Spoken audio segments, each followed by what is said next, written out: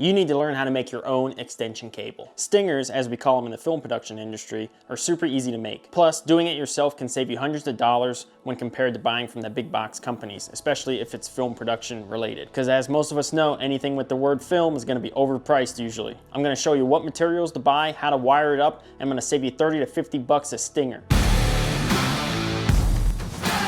If you just need to know how to wire it up, skip to later in the video.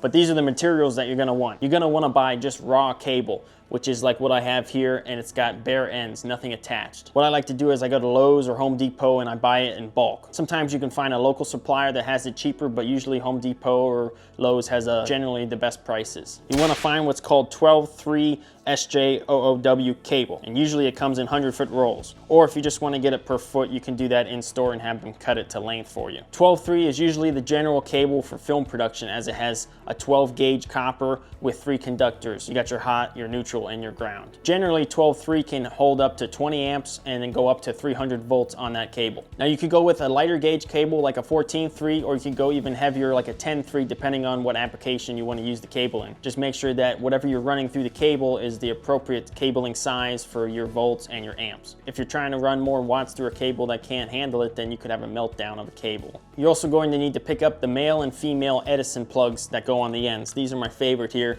These are black Leviton plugs. They run about $4 for the male and $7 to $8 for the female. Both of these you can also find at Home Depot. Now these I prefer because they're black and they blend in with the cable, and they're also easier to hide on set in case they're in the background of a shot somewhere. These are rated for 15 amps. They also make a 20 amp version. I've ran from 1500 to 2000 watts on this, so up to 20 amps, and it was fine. They're generally rated lower than what they can actually do.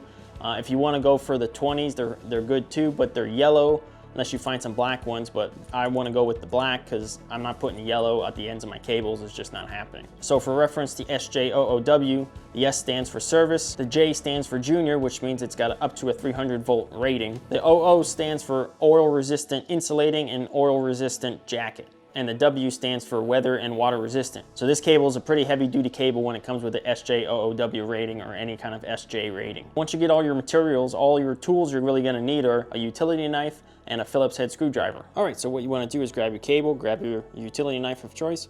I like to take about 2 inches off, so, you know, just a little bit there. We're just gonna cut that back.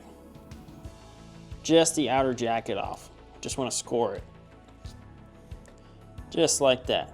Now what you're going to want to do is separate these connectors. There's these plastic or these paper tabs here that we want to get rid of. They're just inserts. I like to get these as close as you can to the jacket of the cable. Now we got our 3 conductors. We're going to separate those. There we go. Now you're going to want to cut these back, each one about 1/4 inch and maybe 2/16 or a little bit more. I like to use my Klein Tools tool. You don't have to have this, but it makes it quick and easy. It's got all the gauges in there. About that much. You don't want to have them too long. Too long can cause a short inside the connector, so about this size. Now I'm going to take one end of my plugs, doesn't matter which one to start, unscrew this back here. Then you're going to want to unscrew the top here with the 3 more Phillips screws. And then take that piece off. Now this part's very important. You want to put this little back piece on first, or else you're gonna not be able to put it on later. So you want to just stick it in and just bring it back enough to give you some room. Straighten up your connectors. I like to give them a little bit of a twist so they stay together. Now we're ready to wire it up. Pretty easy to remember how to wire up. It's green to green. You're going to want to go black to brass. There's a brass one there. And you go white to silver. Now if you can see, it's hard to see, but there's a little gap here, and that's where you're going to want to place the wire into and then clamp it down nice and tight. So this is how it should look. You got your black to brass, your white to white, green to green, and you want to make sure there is no wires coming out behind the cover, or else you could get a short from one end to another. So that looks good. Now you can pull up your bottom piece. These can be kind of tricky to align, so I like to do it. There's a Y here. This is kind of a Y. You line the Y up to the Y, the screws inside where they seat, and it's a little bit easier to get it seated. All right, once you get the jacket on there, it should look something like this. And as you can see, the actual jacket of the cable is underneath. It's going all the way in, so we have good water protection there. And another note, when you tighten down your conductor cables, you're going to want to put those as tight as possible because you don't want those slipping out if someone yanks on the cable without using the plug, pulling from the plug. So now I'm going to put back on these strain reliefs on the top and bottom, and then you should be left with something that looks like this. So all you got to do now is repeat the same step on the other side of the cable with the female end. All right, and you should be left with something that looks like this. Nice, neat cable. Now what I like to do is plug this in and test it. I have an Edison tester. You can pick these up for like 20 bucks or so, maybe 30, depending on the model. I got one end plugged into the wall, plugged the other end in here.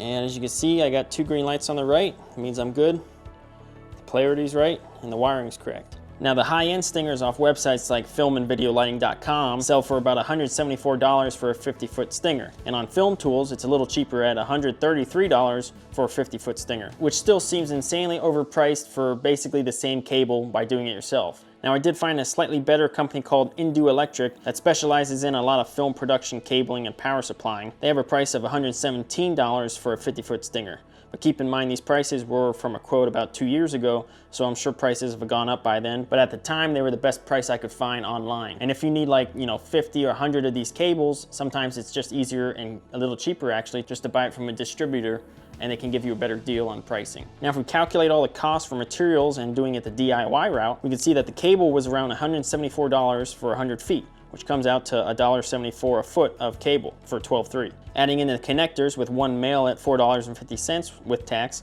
and female at $7.50 with tax, a 50-foot cable comes out to about $99 each, give or take.